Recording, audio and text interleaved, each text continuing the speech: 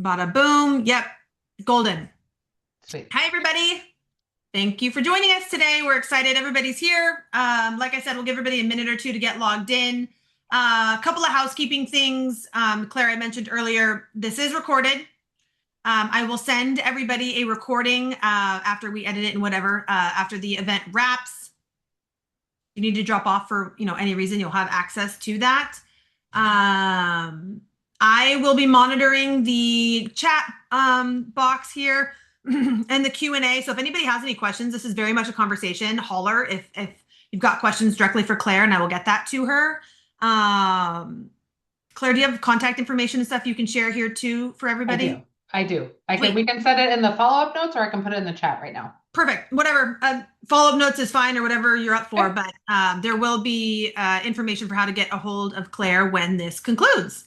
So thank you everybody for joining us today. I hope everybody's having a good week. I'm very much excited for this conversation.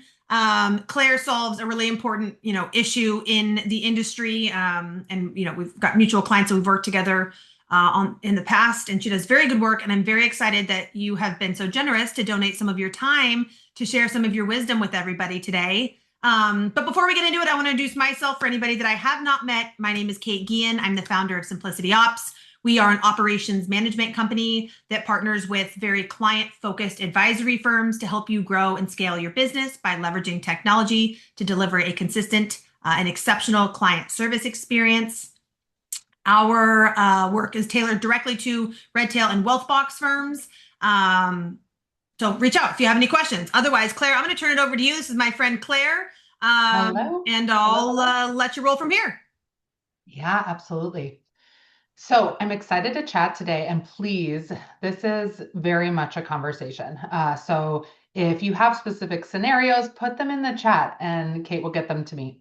So let me introduce myself briefly. So my name's Claire Vitale. I normally put the M in there because our company is named CMC, started as Claire Myers Consulting. We were doing a lot of coaching and consulting.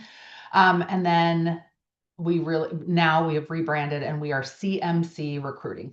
So we specialize in recruiting staff for wealth management firms. And we absolutely love it. We are good at it. We place about 100 people a year and just absolutely love what we do. So, but this topic is so relevant for most conversations that we're having with teams and with leaders and with candidates, right? Of course, money comes up. Don't get me wrong, right? Compensation is important. And frankly, I think that sometimes there's this old school mentality of like, well, I'm going to pay them the lowest end of the range and then they can prove it to me and then they can get up. I pay my team really well. They can get up to that. We're just not in that market right now. So don't get me wrong. Money's important. But I will tell you that in my almost 20 years of doing this, which is crazy, but in my almost 20 years of doing this, I have never had somebody call me and say, "Hey, Claire, I'm looking to leave my firm because, I love everything else, but I just need an extra 10 grand." That just doesn't happen. It just doesn't happen. It always comes down to things that are a little less tangible. So flexibility, culture, and we're going to talk about what culture means because there's so many things that fall under that. It's not just happy hours and like games in the office and stuff like that. That's not at all what I'm talking about. There's like very work related culture things. Um, there's so many different factors that really play into everything having to do with what attracts and keeps a candidate at your team. So happy to continue to jump in and roll, or let me know if there's anything that popped up while I was Yeah, saying. go ahead and keep rolling. I guess one of the questions that comes to mind, and maybe you'll get to this and I'm jumping ahead, No, please. but what's changed? Like, what are candidates asking for that they weren't asking for a couple of years ago? Yeah. So the number one thing is flexibility and autonomy. So, and that's so varied across Yeah. the industry. Like literally, I actually saw a company, a very large organization today just posted, we have a bunch of openings and 25 of them are remote. I can guarantee you there's going to be top talent applying to those 25 remote jobs. So most adults in the last since the pandemic, Sure. people learned that they can work flexibility. They can work autonomously. Um, that it is possible for leaders to loosen the reins, if you will. And if you're only listening to this and didn't see me, I used air quotes. At the end of the day, as if leaders treat adults like adults, they will act like adults. Sure. I'm still meeting firms, I'm not kidding, that like have the person clock in at 8 and out at 5, and then still expect them to answer emails at the end of the day. There are certain roles, and I know certain candidates want a normal 9 to 5. And for them, that's their flexibility. That is the thing they want. They want control of their schedule. And what they mean by that is, I want to work 8 to 5, do a really good job at my job, but I don't want you to call me or expect anything from me outside of those hours. Yeah. Then we've got candidates who are the opposite. They want to be able to go to yoga in the middle of the day, but they're completely happy answering emails at 6 p.m. So flexibility means something different to everybody. It's not Exactly. just like flexible work hours or being able to work where you want to work. I think that's a really interesting point, and I'm curious if you've ever seen somebody take lower compensation.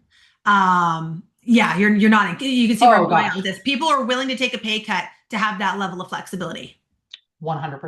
That's interesting. Absolutely. People are absolutely willing to take less compensation specifically on the base. I would say like overall comp sometimes needs to still be kind of like, especially in sales, needs to Of be a course. little bit higher. But yeah, on the base, absolutely willing to take a pay cut or a reduction, not even go not even move to the same salary. I'm talking about, Right. yeah, take a little bit of a pay gap to have the flexibility. That's really interesting. So again, like absolutely to the point of they're not leaving their team, their Right. current team, because they're upset about the comp. They're willing to take a, a reduction in pay Yeah. to have the culture of flexibility and autonomy. And one of the ways that I've seen this really work out, and I will share my team. So the CMC team is completely remote. Mhm. Everybody is treated as an adult. Everybody's a mom, which for everybody has different viewpoints, but I would argue that moms can do a lot, fit a lot into a day. But everybody is treated like an adult. We have 2 meetings a week, and they report. And again, I'm using air quotes because they, I don't have to like watch what they're doing. So if you're a leader listening to this, or COO, or somebody who's leading anybody or managing anybody, don't feel like you need to manage them in this scenario. Sure. Adults are adults, and they tell them what you want and let them step up. So I know I need to know how many people were sourced, who we have coming down the pipeline, what offers we have going out, any business development conversations. Like I have things that I want every single week, and they bring that to me proactively. And it doesn't feel like a report. It feels like we're a team, and there's one adult doing their job, another adult doing their job, and I'm an adult doing my job, right? I think that's a really important part that you bring up, and I think I mean this is something that I've learned the hard way. If you don't have those key performance indicators in place, it leaves a lot of room for assumptions.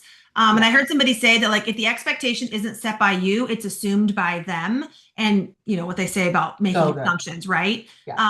And once I started managing again in air quotes with KPIs, it didn't feel like managing anymore. No, It's that's like, just the okay, job. here's what I need to know. Yeah. how you get it done, I don't really care. A lot of my team No. members, we're all completely remote, are also moms. Like, I don't care when you get it done, just get it done, you know? And we all believe in the mission and want to work really hard for the collective mission that, like, we'll get it done, whether it's in takes us 4 hours or 6 hours, or we have to do it on a Saturday. Like, we just have to get it done. And there's weeks where Right. there's Saturdays, and there's weeks where there's short little days every day. And I think as long as people understand what's expected of them, they have no problem working hard. And like you said, you treat them like adults, they're going to act like adults. You get what you give in that situation. Right. And while you were talking, I was just thinking about something specifically related to PTO. Mm, So a lot of people, right? And by the way, the whole context of this conversation is money and compensation is not the only factor. sure.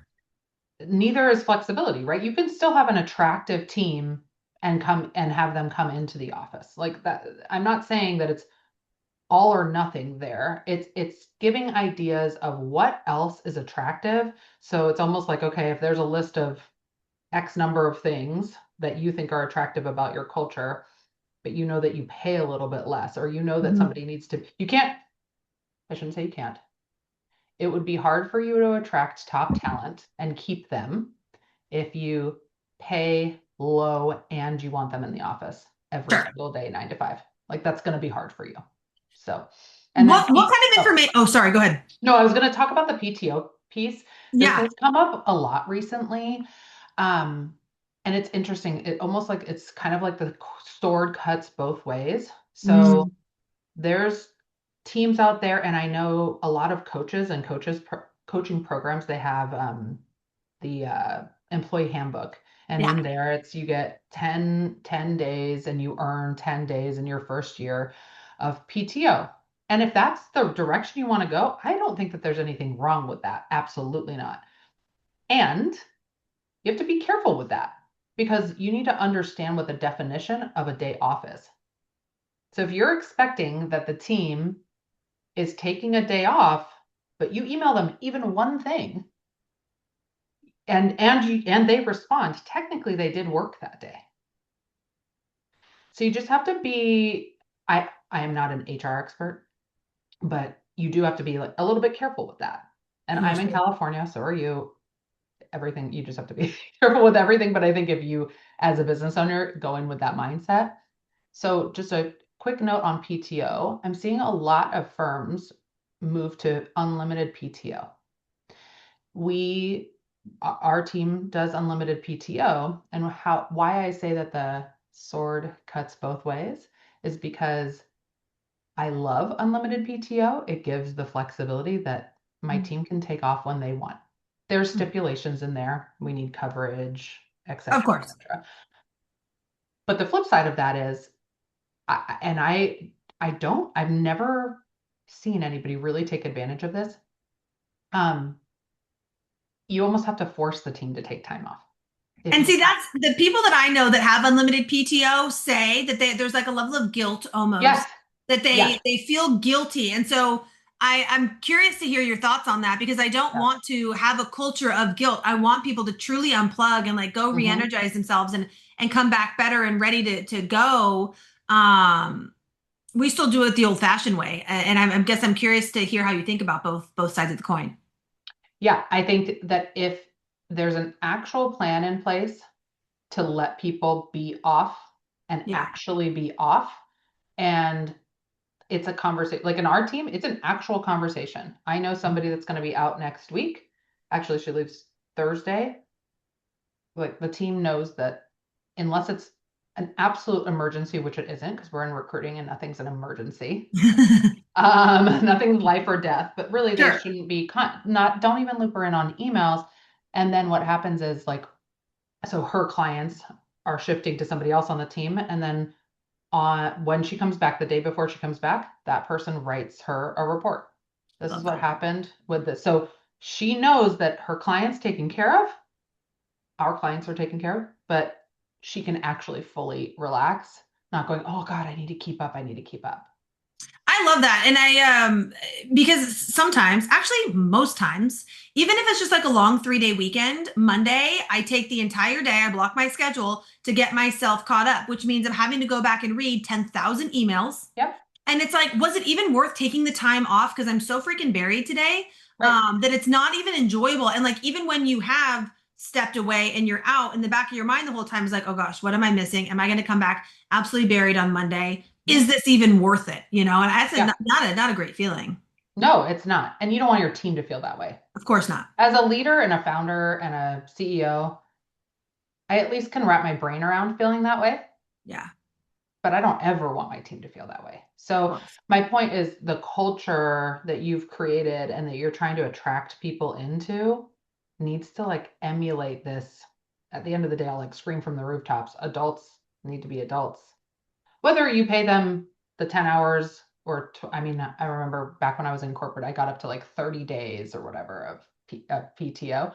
Um, whatever your PTO policy is, make sure people are actually taking the time. That's what people care about. Can I Of course. actually take the time off? And are sick days on top of that, et cetera, et cetera. So, So, what kind of information do you expect firms to share during the hiring process? To like you talk about like attracting these people. How do you attract the right people? Is it like the messaging? Is it the interview process? Is it the job post? I'm super curious about that. mhm, absolutely. So it's all of the above. Um, and there's things that you can do both outwardly and very subtly to help Mm, attract people. Candidates, candidates remember are they're interviewing you just as much as you're interviewing them. yeah. And I do think that's a shift over the last 5 to 10 years. Like I feel like it used to be, and there's still this like era of like, well, they should want to be here. Mm, There is so much competition right now. Like we work on staff, W-2 staff. Now, there's a whole different business out there of like recruiting firms to firm, like the sure. M&A of things. If you don't have a very strong value prop, both in the M&A space or the staff recruiting space, you're going to be left behind. Right. So, it from like a practical perspective, uh, before you even write a job description, truly sit down with the team. It's good feedback for you too. Sit down with your team and ask them to describe the role that you're hiring for. That's interesting. If it's a confidential role, obviously you can't do that. But one of my other favorite questions that you can ask your team to get some good feedback and potentially make some cultural changes is if you were the leader, if you were the founder of this firm, what would you do differently? Mm, I ask my team that every quarter. We actually just did not major, a pretty big change because of that. And so one of them was actually our rebrand. love They're that. like, we know that you don't like being called Claire Myers Consulting. Like, if I were you, I would just rebrand. Oh, okay. I appreciate So, that. We've yeah. implemented recently internally, having a tight feedback loop is really important with your clients. And I was like, we need to apply that same thing to our teammates because Yes. I can't pretend to know what everybody values. I need to understand No. from them what they value. And so we Mm-hmm. put together a human happiness survey, and we're going to do it Oh, I every love couple it. of months to get an understanding. It's all those questions like, on a scale from 1 to 5, how excited are you to come to work every day? Yeah. On a scale from 1 to 5, how meaningful is the work? How connected do you feel with your team? Because we're completely remote. We scored the lowest on that. And I Oh was my like, wow, gosh. that's really interesting. So we need to have a very intentional initiative to bring that camaraderie. Because like every time we're all together, we're like, man, this is such a kick-ass group Oh of my people. These gosh. people are so fun. Yes. And it's like, how do Yes. we do more of that? Because we're also like head down doing the work that we forget, to cultivate that loving, culture Mm-hmm.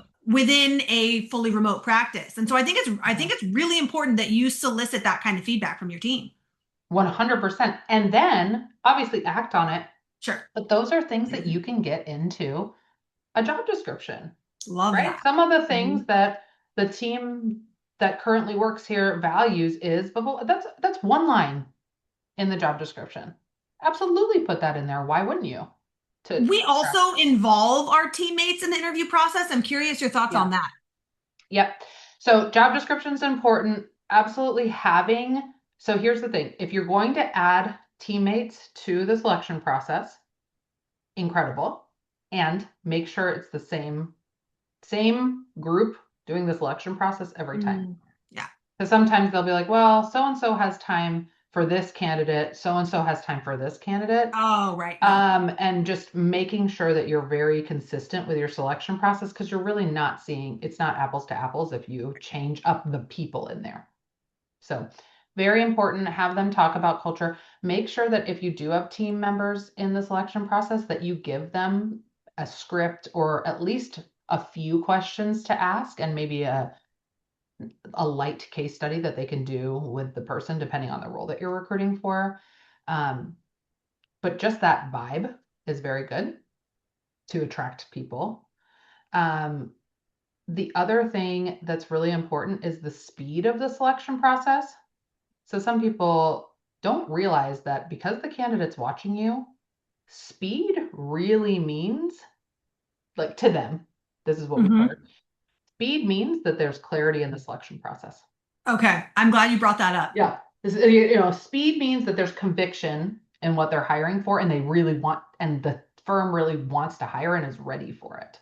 They didn't like jump the gun. It It's means organization. It means there's a uh-huh. process. It means like they're watching all that stuff because the selection process is a glimpse into that culture. And I piggybacking on that, something that I've learned the hard way is having um, across the entire team a very clear articulation of your vision, mission, and core values, so that Yeah. person can align with those. And I think one of the questions that I think is really important that you have absolutely nailed, which boils down to the clarity that you're talking about, is someone says, "So, like, what does this position look like in 5 years?" Somebody that's like a go-getter and a killer wants to know that they're not going to be in the same position 5 years from now. And so having that level of clarity around what the trajectory of your practice looks like, I have found to be probably one of the most important things. Like, don't go out and hire somebody until you have a very clear roadmap of what success looks like in this role and opportunities for advancement, or those killers are not going to hang around for very long. They are not. And they want to know 5 years. They also want to know 30, 60, 90 days. I'm so glad you brought that. And they need to know that like first conversation. Hey, Absolutely. the success in the first 30 days looks like this.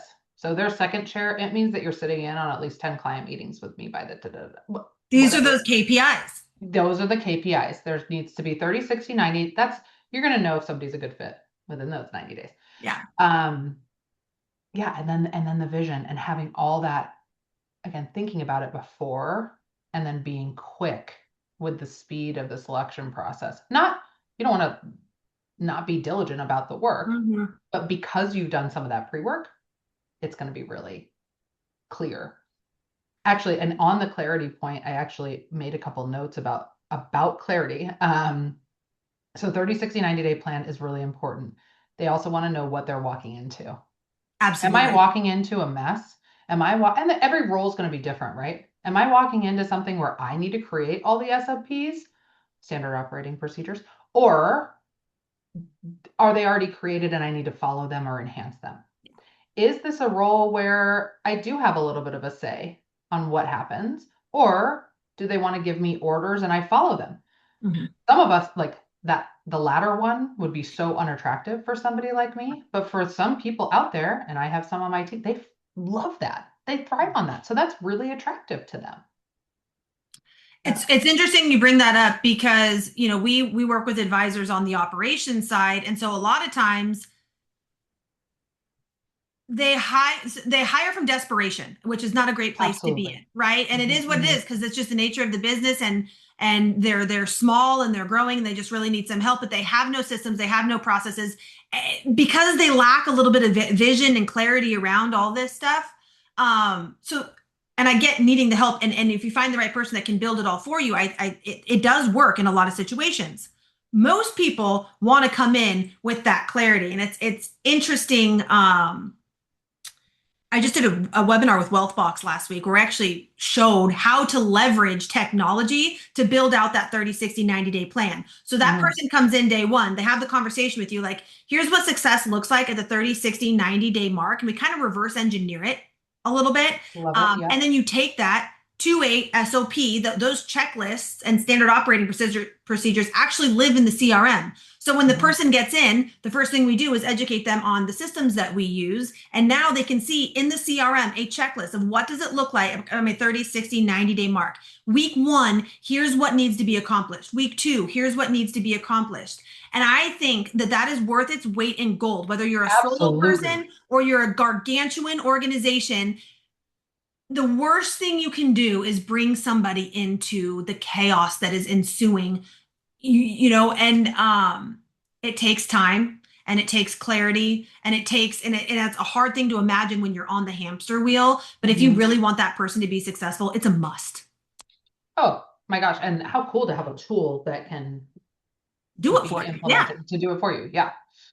I will say I was thinking about it this morning and I'm like, truly, you could offer a candidate $150,000 a year as a Mhm. base salary with no clarity, but that's going to be less attractive than offering somebody 125, but with like Mm, precise clarity on what needs to happen, what their growth opportunities are. And growth opportunities doesn't have to mean moving up the ladder. It does for a lot of people, don't get me wrong, but it doesn't have to. It could be career path from an educational perspective, from yeah. just a compensation perspective, from a hey, if our like if to your point, if the vision and the growth of the organization has been like really, really defined and is very clear. Hey, once we get to 500 million, once we get to 2 billion, whatever the metric is, we're going to all go on an incentive trip, or the growth means that I'm going to move from 2% 401k match to 4% 401k match. Interesting. There's so many different ways that you can show growth in a role, but the key is to be clear about what that is. And I'm not saying you have to pay less to do that. I'm saying if you have a budget constraint on your compensation, these things make a really big difference, the clarity around their growth. That's really interesting. And in having the infrastructure in place to help them be successful more quickly than putting it on them to design or build or whatever. Mm-hmm. I have a question about some of a lot of our clients are hiring the next generation of advisors or like an associate advisor. Um, and a lot of these associate advisors are young and hungry. And I'm Mm-hmm. curious during basically what have you been seeing? Are these folks more interested in a job or mentorship and like a coach? And I I think in most situations it's the latter. They want to work their way up and be a lead advisor. And I'm curious uh, what great mentorship looks like within an investment advisory firm. So the answer is you are correct.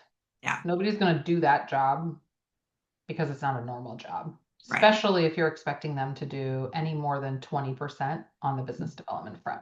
And that does make a big difference. You got to be really clear about how much business they're bringing in, or not.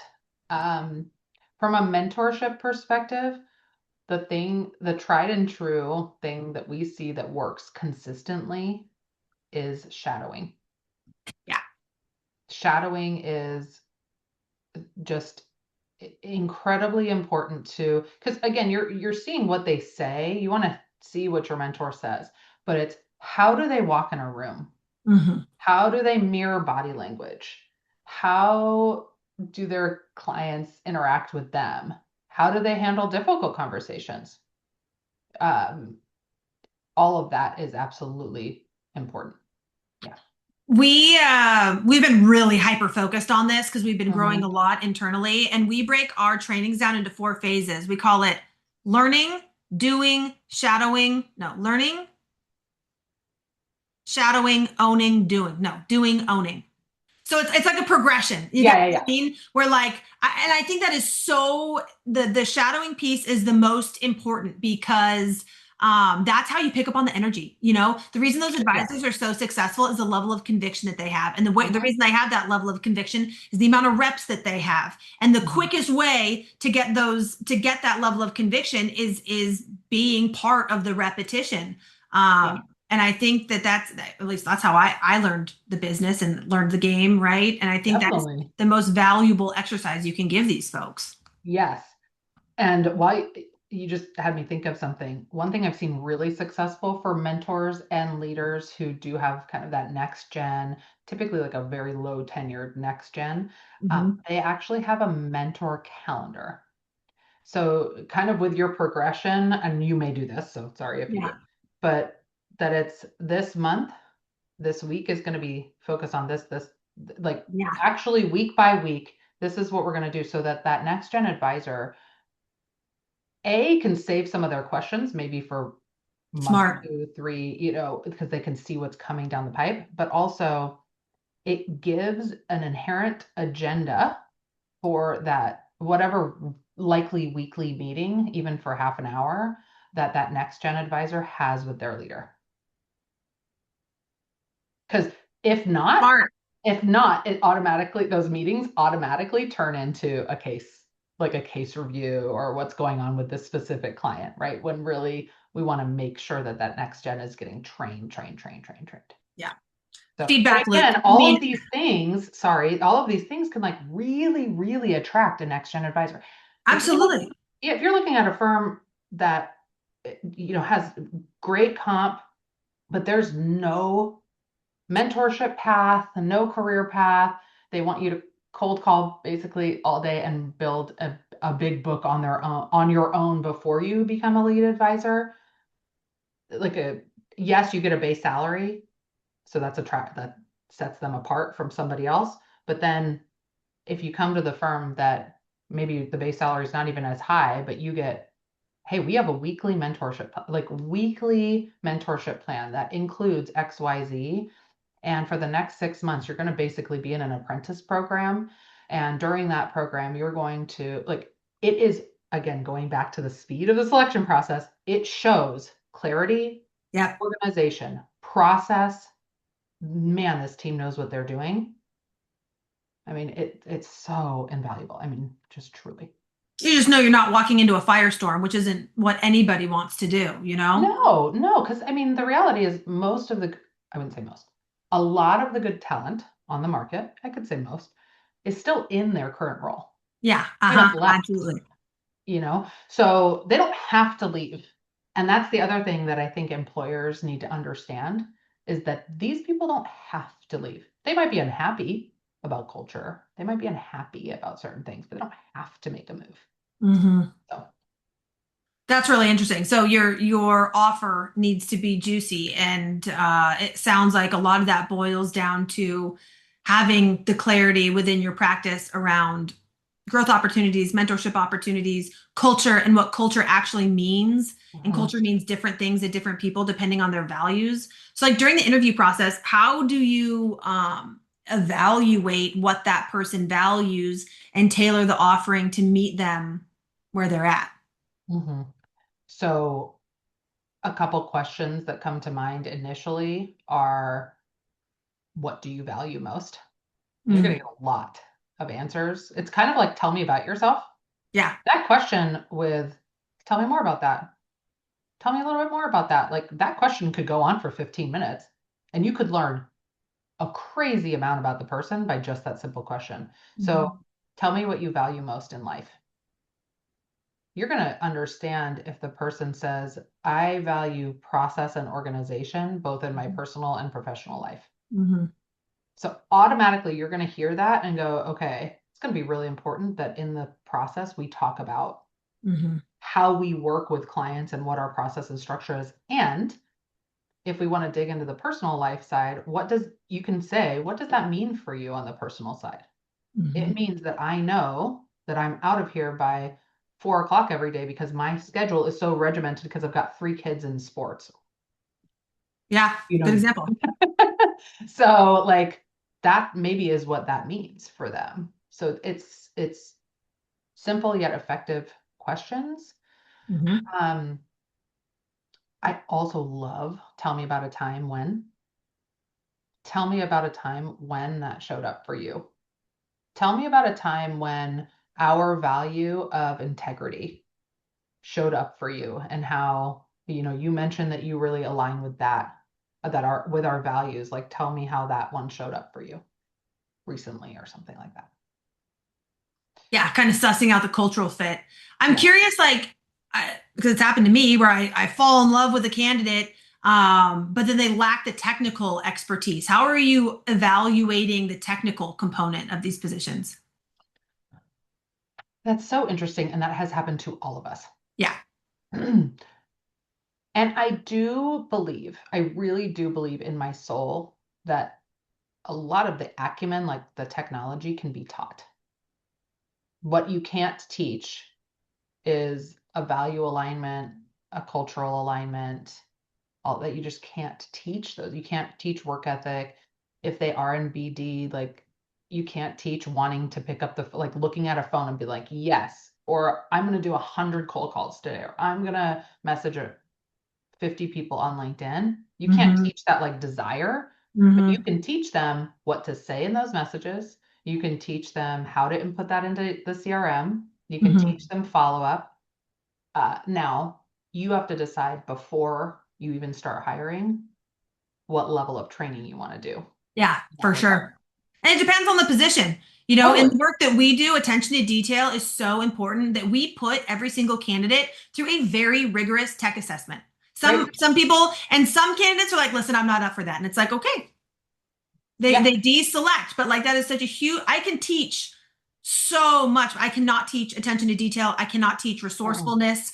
I cannot teach critical thinking. That's on Right. you. And you've either got it or you don't. Yeah. But and also, like, are you motivated by the work? Like you're saying, that there has to be value alignment in that because I can't be responsible for fueling your battery every day. You got to come, Oh batteries gosh, no. included, ready to like kick butt. And so those things have been hard for me to evaluate during the interview process. I think we've got it dialed now, but those are some of the lessons that I learned the hard way. Where like culturally, I Mhm. really like the person. They show up really well. They look really good on paper, but once they get in the door, they lack resourcefulness or they Which is lack why that 30, 60, 90 day is agreed. so important. Because Agreed. if you give them everything, like if you give them really everything they need to succeed, whether it's like we have a client who they're the people that they clear through, like there's just like major videos. Like there's, I'm sure Wealthbox has a bunch of video. Like Sure. there's a lot of trainings that can be done.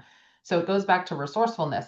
In the first 30, 60, 90 day, if that's important to you, attention to detail, resourcefulness, make sure in that 30, 60, 90 day that there's a like there's a checklist, but it's almost wording like I looked for this 3 times before. I always looked for everything 3 times before I asked the question. Yep. Hmm. That drives me, oh, I don't have a I feel lot of you. pet peeves, but man, that's one of them. Go Yeah. try to figure out. Resourcefulness, I think, is Yeah. the single greatest quality in a teammate. Yeah. Seriously. I'm like, don't come until you potentially have an answer. So yeah. Right. And we actually created like a hierarchy. It's like, okay, we have an internal knowledge base. Have you YouTubed it? Have you Mhm. Reddited it? Reddit Yeah. it? I don't even know how to say that. But like here's all the places you can go to find the answer before you come to me. Yep. And some people got it, some people don't. Yeah. What are the other questions? I will give you like a small example of Yeah. how this played out. It was actually with a friend's firm. They were referred to this person, fell in love with this person was coming in to be their operations manager. So they supposedly had all this technological skills, Mm, organization, attention to detail, all the things. First day, he calls me and he goes, she's setting up her computer and doesn't know how to set up her computer. Has asked me 25 questions about setting her computer. I don't think I can do it. I'm like, well, what selection process did you put her through? What? And bottom line, I think they ended up working together for like 6 hours. And then he paid her out for a couple weeks because he felt bad. of But course. at the end of the day, if you can't set up your computer and you've presented yourself as somebody who understands technology, that's like a pretty simple thing. I Um, worked at an RIA, and I thought his interview process was the most ridiculous thing I'd ever done in my entire life. Granted, I was 26 or 27, so I didn't have a whole lot of experience going through the interviewing process. yeah. But I showed up, I did the face to face thing, then I came back the next time and I had to turn on a computer. I had to open up Redtail. I had to create a contact record. I had to build a workflow, and I had never used these pieces of technology ever in my entire life.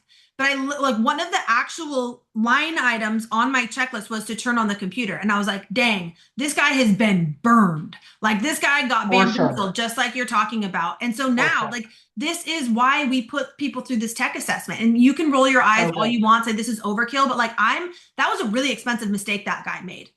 Yeah. And I'm unwilling to go through that again. I'd rather know up front if you got it or if you don't. And that's also how you suss out resourcefulness, because I'm going to show you Mhm. technology you've never seen before. And Mhm. by golly, there's all sorts of trainings and things online, G reminders that you can go figure it out yourself, Mhm. So I think it's really important that you vet people in a very intentional and meaningful way and make them jump through the hoops, because that is what it's going to be like operating within our organization. Yeah. 100. Absolutely. Yep. I just had this Um, thought of some people do like a shadow, like for the final interview, they'll do like a half day, come mm, spend a half day with us. yeah, And a day in the holy, life. yeah, a day in the life. And I do know that's really helpful. It also helps, obviously, culturally, and they take them to lunch, and that's where they do the offer. And honestly, I think that uh, you could spend an hour in the morning on the technology. Yeah. You could do your tech assessment then as part of the final selection process. Like we just want to like actually know that you know at least the basic level of these things. Hmm. They'll be able to show you pretty quickly, and then move into maybe meeting more of the team, and then hey, we would love to, I don't know, have you meet the founder and then go to lunch. That's really cool. I think that's a really good idea. And it also just is the person willing to put in the effort, because that's a huge piece of what we do here is, exceeding the expectations of our clients and one another as teammates by going above and beyond what's expected of us. Yeah. And so showing up and being willing to do that shows that. I like that. And are you able to go above and beyond? So I know that this whole conversation is about that money is not the only thing that matters. Yeah. That is absolutely true. And the us expecting candidates to go above and beyond specific. I mean, I have clients that are like, I will not hire somebody unless they send a thank you note. Um, I would argue that if you feel that way, because they're interviewing you just as much as you're interviewing them, you should send them a hey, thank you for your time email. I got shredded. I had a LinkedIn post go viral. I got like I 500,000. remember it. I Remember I got reached out, I was like, oh my shredded. gosh. I got shredded online for You did saying get that. And I shredded. was like, I almost took it down because some of the things people were saying were very hurtful and Mhm. very offensive. And I was like, you know what? No, I believe in thank you notes. One of our core values is thoughtfulness. Every single person on my team are deeply thoughtful people. They are the Mhm. sweetest, most giving, generous. Like we value thank you notes, Yeah. and we give people a little bit of time to send one, and we always send one. Like I really enjoyed getting, I mean, it has to be genuine. I really enjoyed getting to meet you. Most of the people we meet are super cool people. It's like, hey, Yeah. I really enjoyed getting to know you. Here's what next steps looks like. We'll be in touch. Like treat people the way you want to be treated, right? It's not Mhm. that hard, but also like model good behavior and model expectation. And yeah, man, And the thank that you note speaks thing I think volumes. goes, yeah, That 15-second email to a candidate, especially a candidate that you really, really want, yeah, that 15, 20, 30-second email that you wrote will go further than an extra 10K. It will go further than flexibility. It will go further than a lot of things, in my opinion. And then if you want to really like A++ it, something that they said in the selection process, it could have been that their spouse was studying for something, or that their mm, kid just got into something, or that they're running an ultra marathon, or that whatever. Find an article just really quick, do like a quick Google search on an article or a book that relates, or a podcast that relates to whatever it is that they're really passionate about right love now that. personally, and send it to them. Then Yeah. they feel the personal touch. They were heard. You listened. Correct. You genuinely care about them. So let me Yep. ask you this: let's imagine that there's, the candidate has a couple of offers on the table, similar compensation, similar benefits, similar role. What ultimately causes them to choose one firm over another? That, That. yeah, That And then again, the other factors, right? If it's between coming into the office full time versus a flex schedule, that might be the thing that, especially if they're coaching their kids, whatever, everybody has different life things going on. Um, but yeah, that if all things are equal and that's the only difference, that for sure. Yeah. And Somebody arguably, commented even if here. there was a little bit more money on the other offer, arguably. Sure. You got to meet people where they're at. That means you need to ask good questions. You need to listen and you need to tailor your approach to whatever they value. Yeah. Michael mentioned in the chat here that he tries to send handwritten thank you notes. And it's really interesting he brings that up Oh, because good. we actually write that into the intro call workflow Mhm. for our advisors that really are, lovey-dovey, personalized touch, which is what we believe in, is in the introductory call workflow. You have your meeting, you do your follow-ups, you send the email, you write a handwritten thank you note to the person that referred that person to say, thanks for your trust in us. We had a great time meeting the Jones family. We'll be sure to take really good care of them. Appreciate, Mhm. the continued partnership. And Yeah. to be on the receiving end of that, it's like, wow, that is so thoughtful. Yeah. I'm so grateful that I made that connection. I trust that they are in really good hands. Mhm.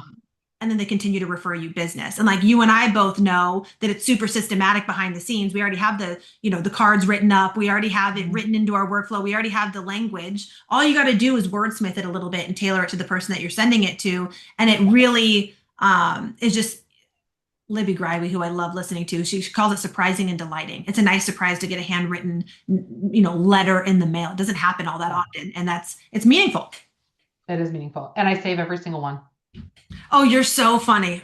Or I like don't. probably, well, you just went through a move, so it's a little True. different. Um, my husband thinks I'm crazy. Oh yeah. Like one of this whole, like that whole side is like past just stuff like training binders and thank you Yeah. notes and stuff like that. Things that I'm like Feel old goods. books, which is yeah, they're feel good things. Totally. Um, so actually continue. Sorry. No, I'll follow your lead here. I'd love to open Yeah. it up for questions. We've got about 10-ish Yeah. minutes left here. I think you did a wonderful job. You are an absolute wealth of knowledge. Actually, can I make a shameless plug here and ask you about your job board that you guys Yes. created? This is something I've been thinking about for years and years and years, and I have never found my who to create it with me. And I'm so grateful that you and your group of gals have done this because this is such a need, and I need somewhere to point people. I mean, I Yeah. send people to you a lot when like they need help hiring, but being able to promote some sort of industry specific job board, can you please tell us about that? Because I'm very excited about this. Yes. Oh my gosh. And that's what happened. It was so serendipitous. Yeah. This is the power of LinkedIn. So Jill Barnett, she was posting jobs on LinkedIn and I happened to see it because of my algorithm, but I feel like I know all of my competitors in this space. Not to be weird, right? But like, I know that. And I was like, huh, I know her. I sent her a message on LinkedIn and was like, hey, would love to chat. Like, because we just have the volume of candidates we have is really high. So, Yeah, and she had roles posted where we had candidates. So I was like, do you need candidates? Right? Because sometimes we just can't place all of them. of course. So, anyways, we had a conversation. In that conversation, she's like, hey, where do you post jobs? Like, I'm kind of confidentially thinking about building this job board. I'm like, oh, I'm thinking about building a job board. And then I'm not kidding. 2 days later, I'm talking to Shelby Nickel at Mariel Consulting. And it was like it was the same conversation. I'm I like, oh love my it. gosh, I was just talking to this woman, Jill. Anyways, within 10 weeks, we had the thing built. We all flew to San Amazing. Francisco during Memorial Day weekend, customized everything. And at this point, yeah, it's built for candidates who want to build a profile. They can do it publicly. Like there's a checkbox when you build your profile that says I'm available to work or I'm not. And Mm. so if you are available to work, clients can go in. It's anonymous unless they click like kind of like Indeed. So you click to get the contact information and they can't get Okay. everybody's contact information. You have like a limited amount. But anyways, but if you're a candidate that is so confidential, you don't want anything to be seen, just Mhm. don't click available to work and nobody will be able to see your profile, but you can go browse jobs and companies. Cool. Like you can go browse. Very cool. Yeah, super cool. And then for companies, right now we're offering just because we're building the network. So right now there's in the pricing section for companies, if you have a job, go post it. It's free right now. So it's free and you have access to the talent profiles. So Heck yeah. we obviously want the volume of talent and we want the volume of companies to feel like we can turn on the pricing, Yeah, for sure. but we want to make sure that, yeah, we're we're so excited. And we've I'm so gotten great excited. feedback so far. That's wonderful. Very much needed. And I'm excited to be able to have a resource that I can direct people to. When we send follow-ups, I'll make sure that I get all that stuff from you, Claire, so that we can share it Yeah. with everybody. Hmm. Or you can share it in your follow-up, whatever. But I think that'd be really helpful to give everybody here. Hmm. Um, Yep. I do want to open Absolutely. it up for additional questions. If anybody has any additional questions, we got a couple more minutes of Claire's time. This was amazing and very This was insightful. And so honestly, fun. like I know we were speaking specifically about the investment advisory world, but like so many nuggets I can apply to my own business. So I'm grateful to know you. I'm grateful to be able to tap into your knowledge and wisdom. And I hope everybody got a lot of helpful nuggets here because this is very much it's a very hard thing to do, and it needs to be done with empathy and professionalism and clarity and Yeah. structure. So first question is, what's the name of the job board? It's called The Vested Network. So here, let me put it in. I'll put the website in the chat. Hmm. Amazing. There we go. Sweet. Thank you for doing that. Yeah. Yeah, so it was three of us co-founded it. You can see it on the website. We all have our own businesses. So Shelby does more M&A recruiting. Jill is actually, if anybody needs fractional HR support, she's like such a wealth of knowledge from an HR perspective. Amazing. And then we do staff recruiting. So if on the Vested Network you are on there and you post your stuff and you kind of want to try DIY first, the Vested Network's not meant to replace a recruiting firm like ours. It's just meant for if you want to either DIY it or um, browse candidates or whatever on your own. But if you need more help, that's where you would call us. And there's a button on the Vested Network to do that. Smart. The right group of gals to get it done. Oh my gosh, it was like so It didn't serendipitous. pop up in the chat. Let me drop it here. Copy. Oh, host and panelist, sorry. I got you. No worries.